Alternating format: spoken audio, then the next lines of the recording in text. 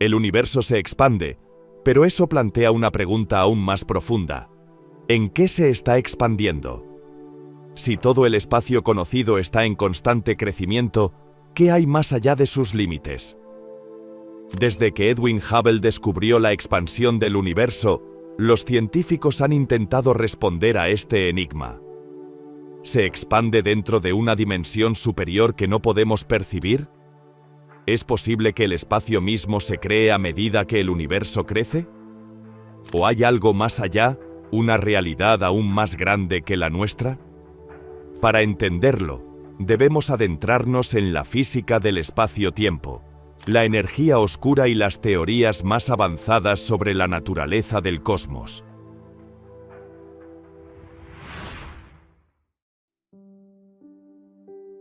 Una locomotora avanza lentamente delante de la otra antes de ceder terreno. Las coronas se alinean a los lados, ondeando banderas y vitoreando a su locomotora favorita en esta carrera inusual. Entonces ocurre lo impensable. Se oyen jadeos cuando los trenes chocan entre sí, el metal se dobla como papel al estallar en llama. Pero, ¿cómo pudo ocurrir esto? Después de todo, las vías por las que corrían los trenes eran paralelas. La definición misma de líneas paralelas es que nunca se encontrarán, no importa lo lejos que las extiendas. Entonces, ¿cómo pudieron unirse? Los matemáticos han estudiado las líneas paralelas durante milenios. Uno de los primeros en hacer malabares con estas ideas fue el erudito griego Euclides. A menudo considerado el padre de la geometría, Euclides escribió uno de los libros más influyentes jamás escritos, Elementos, que contiene muchas de las reglas que sustentan las matemáticas hasta el día de hoy. La quinta de estas reglas se llama el postulado de las paralelas. Este establece efectivamente que dos trenes que viajan por vías paralelas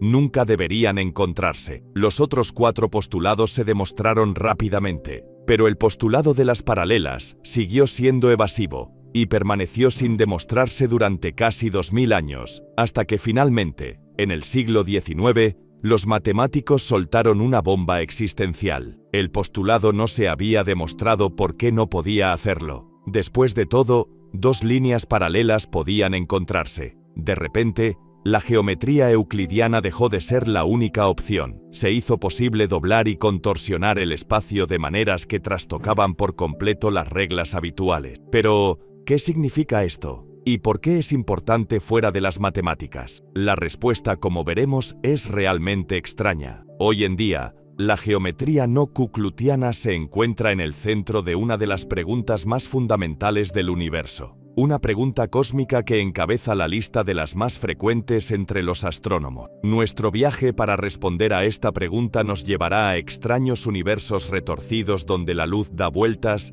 y podemos ver las mismas galaxias varias veces en el cielo. Nos guiará a través de universos plegados sobre sí mismos. Universos donde, si miras con atención, es posible que te veas a ti mismo mirando fijamente, y universos donde las líneas paralelas se encuentran una y otra vez. Es un viaje que desafiará el sentido común, pero que te garantizará una comprensión mucho más profunda del cosmos en el que vivimos. Y la pregunta que responderemos es, si el universo se está expandiendo, ¿en qué se está expandiendo? El 27 de diciembre de 2024, un telescopio en Chile descubrió algo que hizo que la ONU activara un protocolo de defensa planetaria por primera vez. El telescopio había descubierto 2024 IR4, un asteroide del tamaño de un campo de fútbol que, si impacta contra la Tierra en 2032, liberará cientos de veces más energía que la bomba de Hiroshima. En la Nápoles medieval, el Papa Inocencio IV yace enfermo en su lecho. Los asesores del pontífice acaban de darle la noticia de que sus fuerzas papales han sido invadidas por Manfredo, rey de Sicilia. Este devastador acontecimiento es ampliamente considerado como la razón de su muerte, que tuvo lugar pocos días después, a la edad de 59 años. Sin embargo, al menos en algunos círculos, cada vez hay más rumores de que la temprana muerte del Papa tuvo un origen completamente distinto, que en realidad fue asesinado. El supuesto culpable. el fantasma de un obispo inglés poco conocido con el que se había enfrentado una y otra vez era un clérigo llamado Robert Rosses. Este supuesto asesino espiritual nació en el siglo XIII y llegó a ser obispo de la ciudad catedralicia inglesa de Lincoln. Pendenciero e inquieto, buscó reformas en la Iglesia católica que lo llevarían a un conflicto directo con el Papa Inocencio IV y con el rey Enrique III. Sin embargo, las contribuciones de Grosseteste al incipiente campo de la ciencia moderna son mucho más notables en la actualidad, porque fue uno de los primeros defensores del método científico y del papel crucial de la experimentación a la hora de revelar las leyes ocultas que gobiernan nuestro mundo de forma invisible. Para empezar, Grosseteste fue la primera persona de la historia en explicar correctamente el arco iris como resultado de la refracción de la luz, y la luz se convirtió en una especie de obsesión y desempeñó un papel central en su versión de algo en lo que tanto obispos como cosmólogos se fijan: la creación del universo. Según Grosseteste, el universo comenzó cuando la luz se expandió hacia afuera desde un punto central antes de condensarse en materia. Esto fue 7 siglos antes de que los astrónomos modernos dieran con una noción similar. Por eso, hoy en día, Grosseteste es conocido en algunos círculos como el obispo del Big Bang. Hest murió en 1253 y está enterrado en la Catedral de Lincoln. Se relataron milagros en su santuario y como resultado fue considerado un santo en Inglaterra. Aunque la santidad de Hest nunca fue ratificada por el Vaticano, en gran parte debido al rumor de que su fantasma había asesinado al Papa, como sabemos, la idea de Grosseteste sobre un universo en expansión no se desarrollaría en los años siguientes. De hecho, tardaría más de medio milenio en volver a levantar cabeza. Y curiosamente, fue otro clérigo católico el que finalmente reavivó la idea de Grosseteste a principios del siglo XX. El sacerdote belga Chamemetra Lamegmetra tuvo suerte de seguir vivo en ese momento. Oficial de artillería en Ibra durante la Primera Guerra Mundial, escapó por poco de los horrores de una nube de gas cloro cuando el viento cambió y se la llevó. Luego, en la Segunda Guerra Mundial, los estadounidenses bombardearon accidentalmente su casa. En 1927, el Metra publicó sus soluciones a las ecuaciones de la teoría general de la relatividad de Einstein, nuestra mejor y más completa teoría de la gravedad. No fue el primero en hacerlo. La gente lo llevaba haciendo años. De hecho, Carl Schwarzschild había sido uno de los primeros más de una década antes, al utilizar su solución para proponer la idea de los agujeros negros. Sin embargo, las soluciones del Lemaitre eran diferentes, implicaban que todo el universo se estaba expandiendo, pero la mayoría ignoró sus hallazgos. Einstein fue uno de los que se mostraron brutalmente despectivos. Tus cálculos son correctos, pero tu física es abominable, dijo. Einstein, como es sabido, modificaría sus propias ecuaciones para mantener un universo estático. Sin embargo, las semillas de la prueba de que Lemaitre tenía razón ya se habían sembrado, porque en 1915, el astrónomo estadounidense Bestos Slipher había anunciado su descubrimiento de que las galaxias parecían estar huyendo de nosotros. Slipher llegó a su histórica conclusión gracias a las mediciones del desplazamiento al rojo, una de las armas más importantes en el arsenal de un astrónomo. Primero, toma la luz de una galaxia y descompónrela en sus colores constituyentes, de forma muy similar a como Grosseteste supuso correctamente que hacen las gotas de lluvia para crear arcoíris. En segundo lugar, busca las bandas oscuras ocultas en este espectro que representan los colores perdidos, que han sido absorbidos por los distintos elementos químicos en que representan los colores perdidos que han sido absorbidos por los distintos elementos químicos que componen la galaxia. Por último, mide hasta qué punto este patrón de líneas se ha desviado hacia el extremo rojo del espectro. Cuanto más pronunciado sea este desplazamiento hacia el rojo, más se aleja la galaxia de nosotros. Esta era solo la mitad del rompecabezas. Sin embargo, la última pieza que faltaba la proporcionaría Edwin Hubble en 1929. Midió las distancias a las galaxias antes de compararlas con las velocidades a las que huyen las galaxias. Al hacerlo, encontró un patrón muy estricto que ahora se conoce como la ley de Hubble. Cuanto más lejos está una galaxia de nosotros, más rápido parece alejarse. ¿A qué velocidad? Según las mediciones modernas, unos 23 kilómetros por segundo por la luz. Y así Hubble supo de inmediato que Lemaitre tenía razón. Después de todo, el universo se está expandiendo, tal como el visionario Gross Test había sospechado siglos antes. A pesar de lo mucho que se habla de ello, no siempre resulta inmediatamente obvio por qué el hecho de que las galaxias más distantes huyan de nosotros más rápido significa automáticamente que el universo debe estar expandiéndose. Así que vamos a establecer la relación con un ejemplo más conocido de algo que se expande: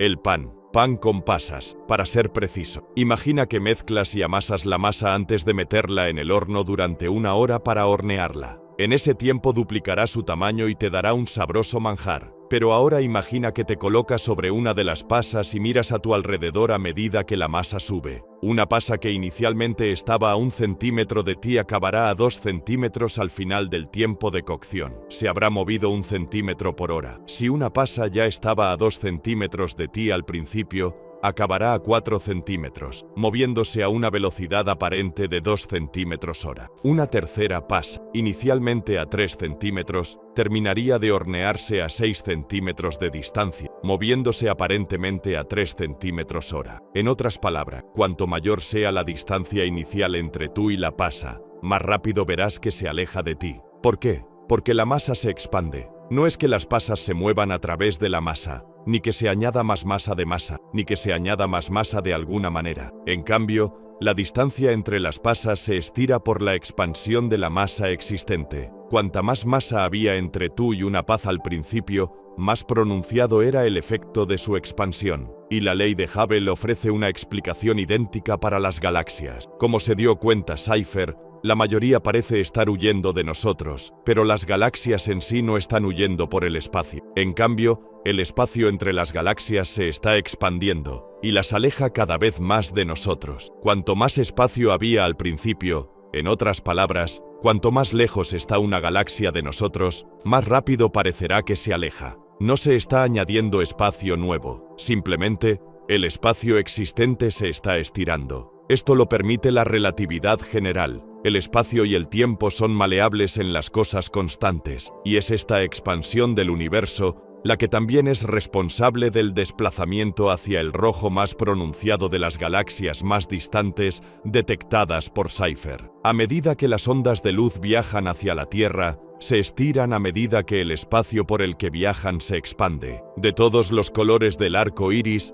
la luz roja tiene las ondas más largas. Por lo tanto, cuanto más espacio tenga que recorrer la luz para llegar hasta aquí, más cerca del extremo rojo del espectro aparecerán las líneas espectrales. Esta es una buena ilustración de otro punto sutil que a menudo desconcierta a las personas cuando se trata de comprender completamente un universo en expansión. La gente suele preguntar, ¿qué ocurre con la energía a medida que el universo se expande? La conservación de la energía es una de las leyes más famosas de la física, que establece que la energía no se puede crear ni destruir, y que la energía total de un sistema debe permanecer igual. Sin embargo, la energía no se conserva en un universo en expansión. La regla de conservación de la energía es válida para el tipo de física cubierta por las 3 famosas leyes del movimiento de Isaac Newton, donde las partículas se mueven a través de un espacio de fondo benigno que no cambia. Sin embargo, el espacio cambia constantemente en un universo en expansión, por lo que la energía total de las partículas que se mueven a través de él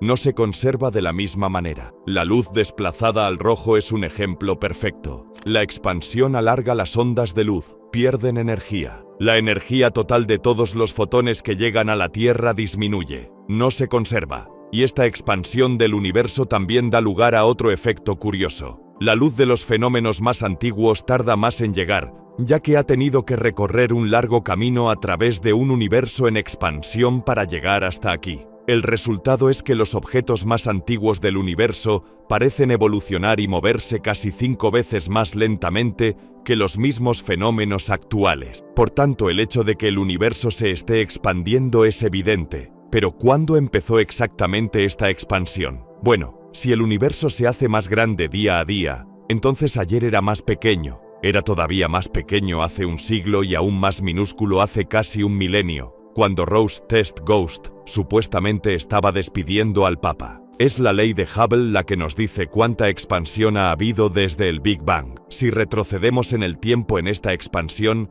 nos dice cuándo empezó. De hecho, este pequeño trozo de nada es lo que Lemaitre llamó el átomo primigenio, pero hoy en día, los astrónomos lo llaman el Big Bang, y rebobinando la ley de Hubble, marcamos el inicio de esta expansión hace unos 13.800 millones de años. Vamos, el propio nombre del acontecimiento, el Big Bang, nos recuerda algún tipo de explosión, una que continúa impulsando la expansión en curso del universo. Incluso hoy en día, es comprensible que la gente pregunte a los astrónomos por la ubicación de esta explosión, para que les indiquen el lugar del universo donde se produjo el Big Bang, donde está el centro del universo. Después de todo, si una bomba explotó en una habitación, los investigadores enviados después podrían reunir las pistas necesarias a partir de la metralla y los escombros para averiguar en qué lugar de la habitación explotó la bomba. Entonces, ¿por qué no se puede hacer lo mismo con el Big Bang?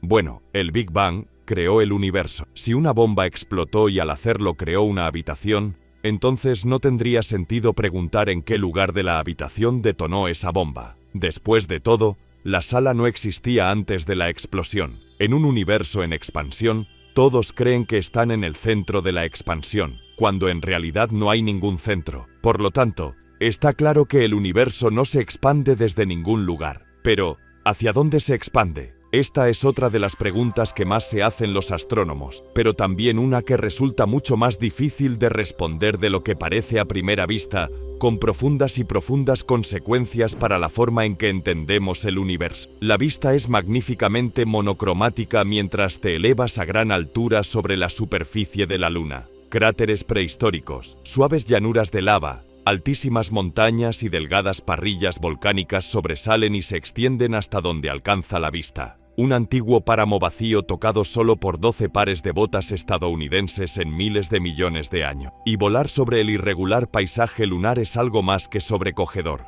También es un viaje a través de la historia de la ciencia. Encontrarás cráter tras cráter con el nombre de las figuras más imponentes que jamás hayan contemplado el cosmos. De hecho, esta lista de grandezas celestiales incluye a Stein, Hubble, Slipper y Lemaitre, pero también incluye dos cráteres que se encuentran en lados opuestos de la Luna, uno en el lado cercano al norte y el otro en el lado lejano al sur, y su yuxtaposición geográfica es apropiada porque los dos físicos que los nombran, Wilhelm de Sitter y Hermann Minkowski, también prestan sus nombres a posibilidades opuestas sobre la forma de nuestro universo. De hecho, la que resulte correcta determina si el cosmos terminará o no, y tiene consecuencias importantes para nuestra pregunta de en qué se está expandiendo exactamente el universo. Minkowski fue profesor de Einstein, sin embargo no siempre estuvieron de acuerdo. Es un perro perezoso que nunca se preocupó por las matemáticas en absoluto.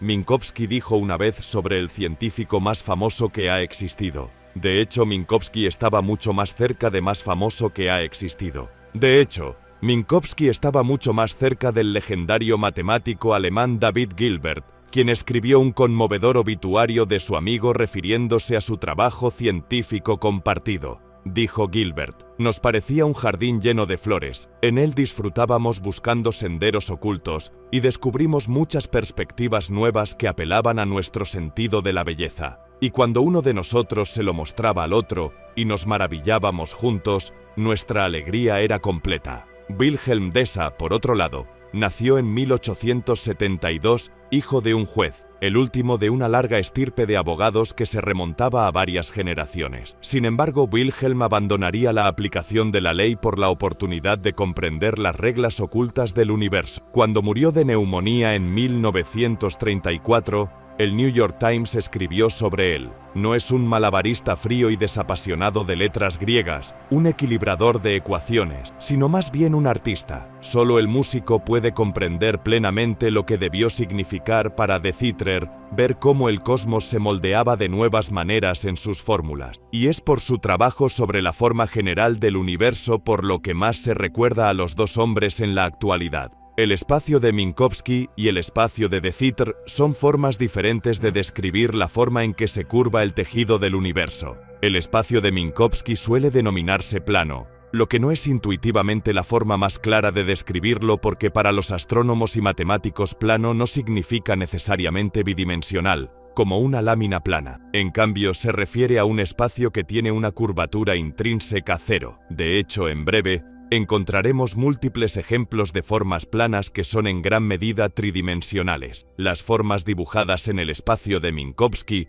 siguen las reglas de la geometría de Euclid. La geometría de Euclid puede sonar poco familiar, pero es la base de las matemáticas de la escuela secundaria. Los triángulos dibujados en el espacio de Minkowski, por ejemplo, tienen ángulos que suman 180 grados, tal como nuestros profesores intentaron inculcarnos repetidamente. Las líneas paralelas permanecen paralelas para siempre. Sin embargo, lo que probablemente tus profesores no te dijeron es que esto no es cierto para todos los triángulos. Y para ver por qué, volvamos a la Luna. Imagínate en la cima del polo norte lunar. Viajas hacia el ecuador lunar, cruzando el cráter de Citré en el camino. Al llegar al ecuador, das un giro de 90 grados. Viajas a lo largo del ecuador durante un tiempo, luego das otro giro de 90 grados que te devuelve al camino de tu punto de partida en el polo norte. Todo tu viaje traza un triángulo a través de la escarpada superficie lunar. Sin embargo,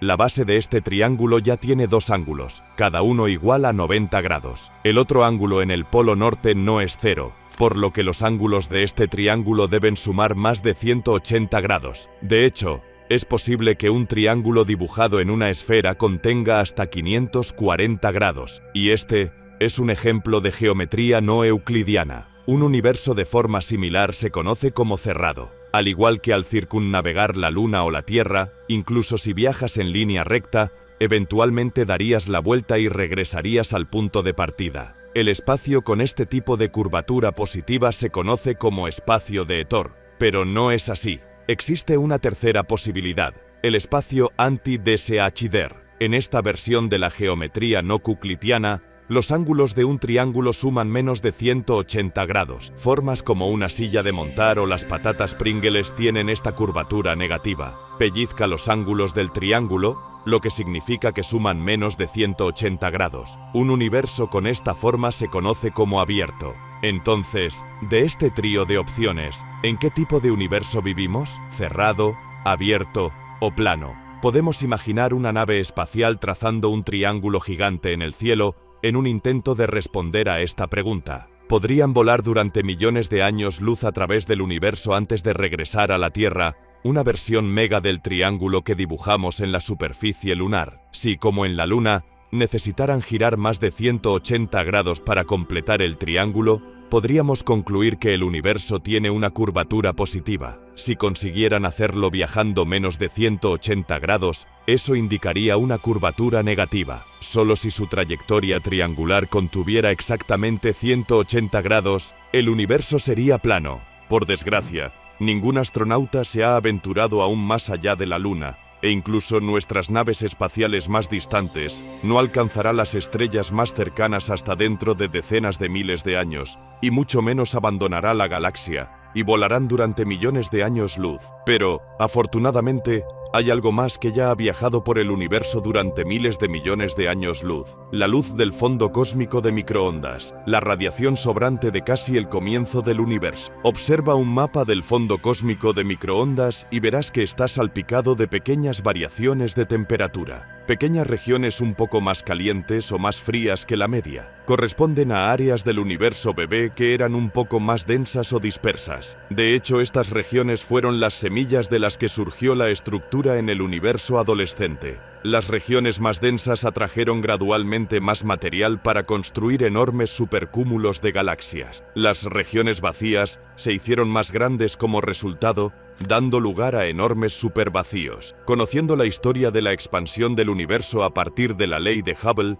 los astrónomos pueden trabajar hacia atrás a partir de las megaestructuras del universo moderno para predecir el tamaño de las motas en el CMB. La respuesta que obtienen coincide perfectamente con sus observaciones, y esto nos dice que la luz del CMB ha viajado a través de un universo plano para llegar hasta nosotros, uno gobernado por las reglas del espacio de Minkowski. Pero eso no es todo, ya que los astrónomos todavía tienen que intentar descifrar lo que se llama la topología del universo. Para entender lo que se entiende por topología, imagine dos formas, cada una hecha de arcilla de modelar. Si puede remodelar una de las formas en la otra, sin rasgar la arcilla, entonces las dos formas comparten la misma topología. Una rosquilla, por ejemplo, Es una combinación perfecta para una taza de té. El agujero del asa de la taza se puede volver a trabajar para que coincida con el agujero del centro de la rosquilla sin necesidad de hacer ningún desgarro. Por ejemplo, el universo podría parecerse a una hoja de papel gigante, pero si enrollas esa hoja, obtienes un cilindro, y si unes los extremos del cilindro, obtienes una rosquilla, una forma que los matemáticos llaman Tauro. Todas estas topologías se consideran planas porque los ángulos de cualquier triángulo dibujado en ellas suman 180 grados. Sin embargo, hay un total de 18 topologías tridimensionales diferentes que son compatibles con un universo plano y que siguen las reglas de la geometría euclidiana. Por supuesto, la opción más sencilla con diferencia es la primera, que, como un trozo de papel estirado sin fin, el universo continúa indefinidamente. Un universo infinito que es imposible para un universo cerrado. Como hemos visto, siempre acabarás donde empezaste. Y si el universo es realmente infinito, entonces no se está expandiendo en nada. No puede estar creciendo para ocupar más espacio, ya que el espacio que hay ahí ya es infinito. ¿Pero es realmente infinito el universo? No en algunas de las otras topologías que encajan con nuestras observaciones del fondo cósmico de microondas y la aparente plenitud del universo. Tomemos una de ellas, una forma conocida como los tres Tauro. Imaginemos que tomamos un cubo común, doblamos un par de lados opuestos y los pegamos. Luego hacemos lo mismo con los otros dos pares de lados. El resultado es un 3 Tauro. Si el universo tiene esta forma, entonces viajar lejos de la Tierra en línea recta nos llevaría finalmente a regresar a la Tierra en un bucle cerrado finito. Otras topologías planas también tienen estos bucles cerrados, incluida la llamada variedad de ventilación de joroba. Se puede construir comenzando con dos cubos pegados y luego doblando las diferentes caras para unirlas. Si el universo realmente tiene esos bucles cerrados, entonces podríamos estar viviendo en una sala cósmica de espejos. La luz que sigue un bucle cerrado podría ser que veamos el mismo objeto en diferentes partes del cielo a medida que su luz se desvía. De hecho, los astrónomos han estado buscando patrones repetidos y conectados en el fondo cósmico de microondas, pero aún no han visto nada significativo. Por lo tanto, sigue siendo difícil decir si el universo es infinito o no. La variedad de respiraderos de corazonada ha recibido especial atención porque su compleja geometría en realidad oscurecería los patrones repetidos, lo que podría ser la razón por la que los astrónomos no los han visto. Para empeorar las cosas, los astrónomos ni siquiera están 100% seguros de que el universo sea realmente plano. Estrictamente hablando, los astrónomos han utilizado el fondo cósmico de microondas para medir la plenitud del universo observable, la parte que pueden ver. Se cree que hay más universo más allá de este límite imaginario, y esto deja a los astrónomos con dos opciones en competencia. La primera es que todo el universo es plano, la parte que pueden ver y la parte que no. Sin embargo, cuando los astrónomos calculan las probabilidades de que esto ocurra, son astronómicamente pequeñas. La alternativa es que el Big Bang expandió el universo hasta tal punto que cualquier curvatura que el universo observable tuviera inicialmente se eliminó. Esto es similar a cómo la Tierra parece ser plana bajo tus pies, a pesar de que la superficie de la Tierra es curva. Esa curvatura solo es perceptible por encima de cierta escala. Y en el cosmos, esa escala podría estar más allá del límite del universo observable, excepto que la ley de Hubble nos dice cuánta expansión ha habido desde el Big Bang hace 13.800 millones de años, y simplemente no ha habido suficiente para nivelar por completo el universo observable. La solución más comúnmente aceptada para este problema es una teoría conocida como inflación cósmica. Esta teoría inyecta un periodo de expansión superrápida en las primeras fracciones de segundo del universo por encima de la ley de Hubble. La inflación también explica esas pequeñas motas en el fondo cósmico de microondas que no deberían estar allí según la teoría original del Big Bang. Según la inflación, las motas son el resultado de pequeñas fluctuaciones cuánticas congeladas en el universo para siempre cuando de repente aumentó de tamaño. Encontrar pruebas definitivas de la inflación volvería a poner sobre la mesa la posibilidad de un universo no plano y por tanto finito. Sin embargo, con ello, vuelve a surgir la molesta pregunta de ¿en qué se está expandiendo el universo? Aunque, como resulta, no necesitamos necesariamente que se expanda en nada. Estamos a finales de la década de 1780. Estados Unidos de América aún no ha llegado a la adolescencia. Francia está a punto de sumirse en una revolución caótica que acabará llevando al rey Luis V XVI a la guillotina. Y mientras tanto, en Alemania, un joven escolar llamado Carl Friedrich Gauss está sentado en un aula escuchando atentamente una lección de matemáticas. El profesor acaba de encomendar una tarea a los alumnos. Deben sumar todos los números del 1 al 100. En cuestión de segundos, Gauss dice 5.50, señor. La mandíbula del profesor cae más rápido que la hoja de la guillotina del rey Luis. No está claro si esto ocurrió realmente. La historia se ha unido a los anales de otros relatos apócrifos de la historia de la ciencia. Pensemos en Arquímedes corriendo desnudo por la calle o en la manzana que cae sobre la cabeza de Newton. Pero el truco para llegar a 5.50 en tan solo unos segundos es darse cuenta de que en realidad no es necesario sumar todos los números de forma tediosa. En cambio, hay que emparejarlos. 1 con 100, 2 con 99, 3 con 98, etc. Cada par siempre se sumará para dar 101,50 de esos pares. Todo lo que el joven Gauss tuvo que hacer fue multiplicar 101 por 50 y llegar a la respuesta correcta de 5050. Sucediera o no, la anécdota está diseñada para ilustrar el precoz lento de Gauss para las matemáticas, incluso desde una edad temprana. Se convertiría en uno de los matemáticos más influyentes, si no el más influyente, de todos los tiempos. Y el trabajo de Gauss acabaría convirtiéndose en una piedra angular de la forma en que entendemos el universo. ¿Qué significa realmente decir que se está expandiendo, y si necesita o no expandirse en algo?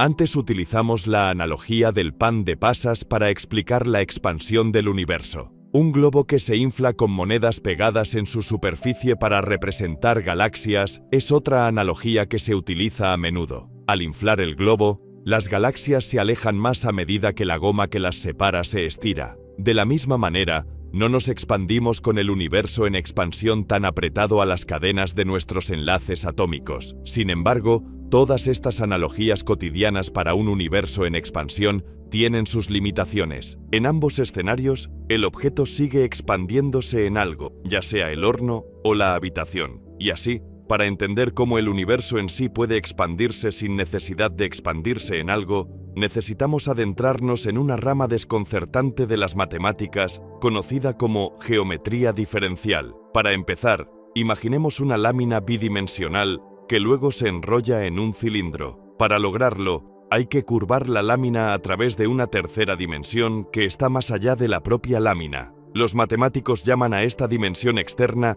el espacio de incrustación. Ahora, imaginemos que nuestro universo tiene la forma de este cilindro y que los intrépidos astronautas trazan un triángulo gigante sobre su superficie. Los ángulos de ese triángulo sumarían 180 grados, tal como lo harían en la lámina plana original. Desde el punto de vista del astronauta, no podría distinguir la diferencia entre la lámina plana y el cilindro. Es decir, a menos que de alguna manera pudiera abandonar por completo la superficie del cilindro y mirarlo desde el espacio de incrustación. Solo entonces podría ver que es curvo. Se dice que las formas como esta tienen curvatura extrínseca. La curvatura solo es aparente desde más allá de la superficie de la forma. Y para decirlo de otra manera, un cilindro no tiene curvatura intrínseca. Y en matemáticas, la curvatura intrínseca también se conoce como curvatura gaussiana, porque Gauss haría un gran avance en geometría diferencial en 1827. Las formas sin curvatura intrínseca, incluidos los cilindros, se consideran planas. Puedes ver por qué es un poco confuso. Sin embargo, algunas formas sí tienen curvatura intrínseca, y el ejemplo más obvio es la esfera. Al igual que al viajar por la Luna, no es necesario abandonar la superficie de una esfera para saber que es curva. El hecho de que los ángulos de un triángulo grande sumen más de 180 grados indica que se está en una superficie curva sin necesidad de un espacio de incrustación. Y cuando Gauss publicó los detalles de esta idea en 1827, se conoció como Theorema egregium, que en latín significa teoría notable. Una consecuencia interesante del hecho de que una lámina tenga una curvatura gaussiana cero, pero una esfera no, es que todos los mapas del mundo están desfasados. De hecho, un mapa bidimensional de una esfera tridimensional siempre estará distorsionado. Los mapamundis más comunes utilizan la proyección de Merkur, que está diseñada para preservar los ángulos entre los objetos y facilitar la navegación. Sin embargo, eso significa que las áreas están sesgadas. Groenlandia, por ejemplo, parece 14 veces más grande de lo que realmente es. Hay formas de preservar áreas y sesgar ángulos, como la proyección cilíndrica del ámbar de áreas iguales. Pero la extraordinaria teoría de Gauss nos dice que siempre hay que ceder algo. Hasta ahora, hemos hablado de cilindros y esferas hipotéticos, y de mapas de la Tierra. ¿Qué pasa con el universo real en el que vivimos? Avancemos rápidamente hasta 1857. Y Gauss, de 76 años, está entre el público en una conferencia impartida por uno de sus antiguos protegidos, Bernhard Riemann. Nacido en Hannover, el año anterior a la publicación de su extraordinaria teoría por Gauss, Riemann se propuso inicialmente estudiar teología, pero acabó estudiando matemáticas bajo la tutela de Gauss en la Universidad de Gießen. De hecho, Gauss comentó en una ocasión que Riemann tenía una originalidad gloriosamente fértil. En su conferencia de 1857, Riemann se propuso ampliar el trabajo de Gauss sobre geometría diferencial más allá de las 3 dimensiones. Hoy en día, esto se conoce como geometría riemanniana, y como veremos, supondría un avance crucial. Uno de los conceptos más importantes de la geometría rumana es la geodésica, una línea que representa el camino más corto entre 2 puntos en una superficie curva, lo que a menudo lleva a resultados extraños cuando se reduce una dimensión. Tomemos como ejemplo los más de 30 vuelos que viajan entre Londres y Nueva York todos los días. Londres está más cerca del Polo Norte que Nueva York, por lo tanto, uno pensaría que un avión que vuela a la Gran Manzana saldría del Reino Unido y se dirigiría al sur. De hecho, se dirige al norte, vuela en línea recta y aún así termina más al sur. Esta línea recta a través de una superficie tridimensional parece curva cuando se dibuja en un mapa bidimensional. Pero quizás aún más extraño es que en realidad es posible viajar en línea completamente recta desde Alaska hasta la India sin tener que sobrevolar tierra. Cuando se dibuja en un mapa bidimensional, este viaje parece lo más alejado de la línea recta que es posible. Sin embargo, si se observa esa ruta desde el espacio, se puede ver claramente lo recta que es. Y estas ideas, la geodésica y la geometría riemanniana, pasarían a formar la columna vertebral de la teoría general de la relatividad de Albert Einstein, nuestra mejor explicación probada de la gravedad. La relatividad general dice que las 3 dimensiones del espacio y una dimensión del tiempo están irrevocablemente entrelazadas en un tejido de 4 dimensiones llamado espacio-tiempo. De hecho, fue el gruñón profesor de Einstein, Hermann Minkowski, quien acuñó el término. Esto significa que la geometría diferencial gaussiana, que solo puede describir la curvatura en un total de 3 dimensiones, no es suficiente. Solo funciona la geometría riemanniana, que generaliza el trabajo de Gauss a cualquier número de dimensiones. Según la relatividad general, la presencia de objetos masivos curva el espacio-tiempo de 4 dimensiones, y es esta curvatura la responsable de la fuerza aparente de la gravedad. La Tierra, por ejemplo, no orbita alrededor del Sol porque haya una fuerza invisible de atracción entre ellos, como sugirió Isaac Newton en el siglo XVII. En cambio, el Sol distorsiona el tejido del espacio-tiempo a su alrededor y la Tierra se ve atrapada rodando en esta distorsión. Sin embargo, pensar en la gravedad de esta manera lleva a lo que a primera vista parece ser una afirmación controvertida, que la Tierra orbita alrededor del Sol en línea recta. Ser una afirmación controvertida, que la Tierra orbita alrededor del Sol en línea recta. Al menos eso es cierto en 4 dimensiones, así como la trayectoria de vuelo recta de Londres a Nueva York a través de una superficie tridimensional aparece curvada cuando se dibuja en un mapa bidimensional. La trayectoria recta de la Tierra a través del espacio-tiempo cuatridimensional solo aparece curvada en 3 dimensiones, y esta curvatura es particularmente evidente en un efecto conocido como lente gravitacional. Cuando la luz de una fuente distante encuentra un cúmulo masivo de galaxias, la trayectoria de la luz parece curvarse a su alrededor. La geometría riemanniana permite a los astrónomos estimar la cantidad de curvatura del espacio-tiempo necesaria para ello, lo que a su vez conduce a una estimación de la masa total del cúmulo. Por lo general parece haber mucha más masa de la que puede explicarse sumando todo el material visible del cúmulo, lo que sugiere claramente a los astrónomos que la diferencia está formada por materia oscura invisible. Y todo esto significa que, gracias al uso de la geometría riemanniana, la relatividad general puede describir completamente el espacio-tiempo, nuestro universo, y su expansión solo en términos de curvatura intrínseca. No hay necesidad de una incrustación externa, espacio, y por lo tanto, no es necesario que el universo se expanda en algo. Sin embargo, como habrás adivinado, ese no es el final, porque el hecho de que el universo no necesite expandirse en algo no significa que no lo haga. Después de 7 largos meses viajando por el sistema solar, son los próximos 7 minutos los que decidirán el destino del rover Perseverance de la NASA, atravesando la delgada atmósfera marciana a casi 20.000 kilómetros por hora. Desde la superficie del planeta, parece una estrella fugaz gigante iluminando el cielo durante el día. De repente, el paracaídas se abre y se agita. La plataforma del rover emerge de su crisálida protectora,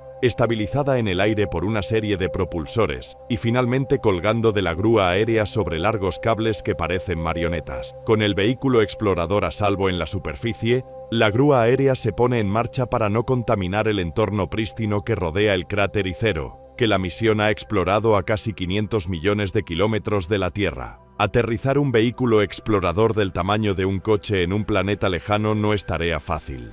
Sin embargo, esta misión se guarda otro logro aún más impresionante bajo la manga. Un helicóptero en miniatura conocido como Ingenuity realizaría el primer vuelo propulsado en otro mundo. De hecho, realizaría un total de 72 vuelos, a pesar de estar diseñado para solo 5. Esfuerzos como este son un duro recordatorio de lo débil que es realmente la fuerza de gravedad. A pesar del peso de un planeta entero, esta diminuta aeronave con un fuselaje del tamaño de una caja de pañuelos y que no pesa más que una bolsa de patatas, podría elevarse a más de 20 metros sobre la polvorienta superficie marciana. Y además de esto, de las 4 fuerzas fundamentales, la gravedad también tiene el dudoso honor de ser la menos comprendida, aunque sus reglas se descubrieron siglos antes que las de las otras 3. De hecho, esto es aún más desconcertante si se tiene en cuenta que la gravedad es la fuerza que afecta de forma más evidente a nuestra vida cotidiana. Para subrayar la disparidad entre la gravedad y las demás fuerzas, imaginemos 2 electrones. Su atracción gravitatoria es 100 TeV millones de veces más débil que la fuerza electromagnética repulsiva entre ellos, es decir, un 1 seguido de la asombrosa cifra de 43 ceros. Esta brecha en su poder es especialmente problemática porque los físicos suponen que las 4 fuerzas fundamentales estuvieron unidas en una sola fuerza inmediatamente después del Big Bang, antes de separarse unas de otras en las primeras fracciones de segundo del universo. De hecho, ya existen pruebas concretas de que las fuerzas electromagnética y débil fueron en su día a la fuerza electromagnética débil, y las reglas que describen la fuerza fuerte son tan similares a las de la fuerza electromagnética débil que parecen encajar a la perfección. Simplemente, todavía no hemos aumentado lo suficiente la energía de los aceleradores de partículas como para encontrar pruebas, pero la gravedad, sin embargo, sigue firmemente en el frío. Como hemos visto, en cambio, lo describe la teoría general de la relatividad de Einstein, una teoría que no encaja bien con las teorías cuánticas de campos que utilizamos para describir las otras 3 fuerzas. Por tanto, si las 4 fuerzas alguna vez tuvieron la misma intensidad, ¿qué ocurrió para relegar la gravedad a un plano tan bajo? Bueno, la respuesta podría estar en una rama de la física que suena a ciencia ficción conocida como el mundo del cerebro, un ejemplo teórico realmente extraño de un espacio de incrustación. Según estas teorías, nuestro espacio-tiempo de 4 dimensiones es simplemente una superficie o cerebro incrustado en un hiperespacio de dimensiones superiores conocido como el volumen. La palabra cerebro es una forma abreviada de membrana. Quizás la forma más fácil de imaginarlo sea descender una dimensión. Imaginemos una hormiga arrastrándose por la superficie de una esfera hueca que flota en el aire. Esa hormiga estaría confinada a una superficie bidimensional, un cerebro incrustado en un volumen tridimensional, y de la misma manera, podríamos vivir en una superficie cuatridimensional incrustada en un volumen con al menos 5 dimensiones. Este mundo cerebral tiene sus raíces en la teoría de cuerdas, que es un intento de unir la gravedad con sus fuerzas compañeras. Según la teoría de cuerdas, las partículas subatómicas están hechas de diminutas cuerdas vibrantes, y dentro de esta teoría, Así como puedes tocar instrumentos de cuerda de diferentes maneras para crear diferentes notas, la naturaleza toca estas cuerdas para crear diferentes partículas. Y una familia de partículas llamadas bosons es particularmente importante porque son responsables de transportar fuerzas. De hecho, es solo intercambiando bosons que los imanes pueden atraerse o repelerse entre sí. Por ejemplo, los núcleos atómicos solo se mantienen unidos por la fuerza fuerte porque los bosons, llamados gluones, se intercambian entre sus partes constituyentes. Los físicos ya han verificado experimentalmente los bosones detrás de 3 de las 4 fuerzas fundamentales, pero aún tienen que descubrir una vinculada a la gravedad. Si existe, este gravitón está resultando particularmente difícil de encontrar. A pesar de su carácter esquivo, el gravitón podría ser la clave para descifrar el misterio de por qué la gravedad parece mucho más débil que las otras 3 fuerzas fundamentales, con enormes implicaciones para la expansión del universo. En la teoría de cuerdas, existen 2 tipos de cuerdas, abiertas y cerradas. Según el mundo del cerebro, las cuerdas abiertas siempre deben permanecer unidas al cerebro por un extremo. Sin embargo, las cuerdas cerradas, que forman un bucle, y por lo tanto están efectivamente unidas a sí mismas, son libres de vagar por toda la extensión del volumen, y se cree que el gravitón está hecho de una cuerda cerrada de este tipo. En otras palabras, la fuerza de la gravedad se diluye tanto en nuestro cerebro como en el volumen. Las otras 3 fuerzas, con sus cuerdas abiertas, se limitan solo al cerebro. Por lo tanto, si es cierto, no es de extrañar que consideremos que la gravedad es considerablemente más débil que las demás fuerzas. Se está filtrando hacia el hiperespacio, y hay formas de poner a prueba esta idea con experimentos. Incluso sin el descubrimiento directo del propio gravitón, es posible que nuestros esfuerzos de colisión de átomos en lugares como el Gran Colisionador de Hadrones pudieran crear gravitones mediante la colisión de partículas ordinarias. Y si algunos de estos gravitones se desviaran hacia el volumen, dejarían lagunas reveladoras en los datos. De igual modo, los físicos también podrían encontrar pruebas de que la gravedad se filtra en la masa en versiones modernas de un famoso experimento del siglo XVIII, realizado por Henry Heinrich, diseñado para medir la atracción gravitatoria entre 2 esferas metálicas cercanas. Las fuerzas suelen seguir lo que los físicos denominan ley del cuadrado inverso. Si duplicas la distancia entre 2 esferas, su atracción gravitatoria cae a 1/4. Si triplicas la distancia, cae a 1/9. Lo mismo ocurre con la intensidad de la fuerza electromagnética entre imanes. Ahora, imaginemos que los gravitones errantes están provocando que la gravedad se filtre en una única dimensión adicional. En otras palabras, una masa pentadimensional. La potencia de la gravedad debería disminuir más rápidamente, y en cambio, seguirá una ley del cubo inverso. Esto significa que al duplicar la distancia entre 2 masas, su atracción caería a 1/8 en lugar de 1/4. Para ser coherentes con la aparente debilidad de la gravedad que observamos, esta divergencia de la ley del cuadrado inverso se manifestaría en distancias aproximadamente iguales a la distancia entre el Sol y el planeta Urano. Y es evidente que los astrónomos ya se habrían dado cuenta de dicha desviación. Las órbitas de los 2 planetas exteriores seguirían reglas gravitacionales diferentes a las de los planetas interiores. Sin embargo,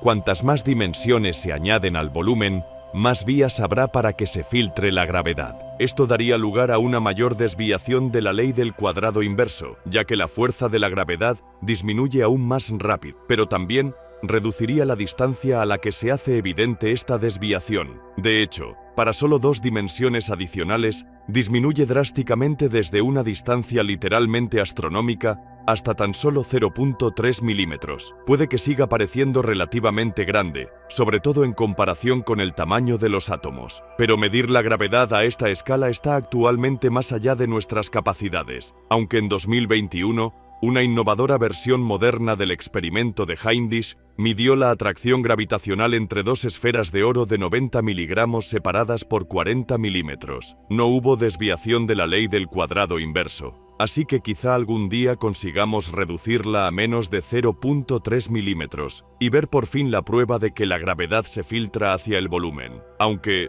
por desgracia, incluso si los físicos detectaran una desviación, no es una prueba irrefutable de que nuestro universo sea un cerebro incrustado en el hiperespacio. En cambio, Las dimensiones adicionales en las que se filtra la gravedad podrían ser parte del propio universo, enroscadas tan pequeñas que permanecen fuera de la vista. Probar la existencia de la masa nos daría realmente una respuesta más concreta a la pregunta de ¿en qué se está expandiendo el universo? Nuestro universo 4 podría estar creciendo hasta convertirse en un hiperespacio de dimensiones superiores potencialmente infinito. Pero hay otra posible forma de utilizar la teoría de cuerdas para recrear reglas similares a las de la física cuántica. DSCFT. La parte ATS es algo que ya hemos encontrado antes. Espacio anti-ed. La CFT significa teoría conforme de campos. Las reglas cuánticas que subyacen al modelo estándar de física de partículas, que explican de forma exquisita todas sus partículas subatómicas y las fuerzas que las gobiernan,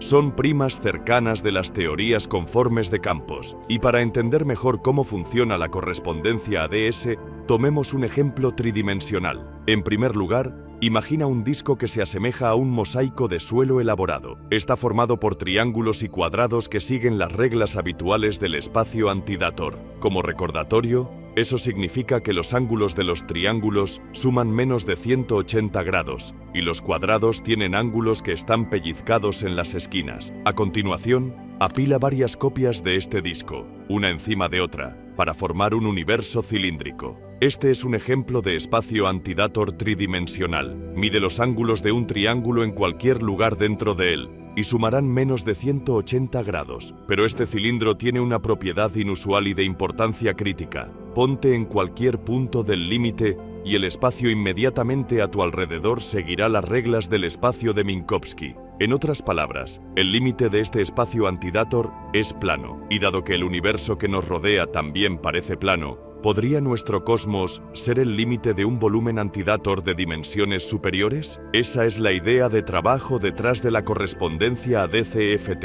En teoría, el volumen puede tener cualquier número de dimensiones y el límite siempre tendrá una menos, pero lo destacable de la correspondencia a DCFT es que si aplicas la teoría de cuerdas a un volumen antidator pentadimensional, la física resultante en el límite cuatridimensional es exactamente la misma que las reglas de la física cuántica. Esa es la parte de la correspondencia, un hermanamiento de la física del volumen y el límite. Las dos cosas son exactamente equivalentes, excepto que hay grandes salvedades a tener en cuenta. En la correspondencia a DSCFT, las 4 dimensiones del límite son todas dimensiones del espacio. Parece que vivimos en un universo cuatridimensional, pero una de esas dimensiones es el tiempo. Solo 3 son dimensiones espaciales. Además de esto, la teoría conforme de campos que aparece en el límite coincide muy de cerca con la física cuántica, pero no es perfecta. Y así, por ahora,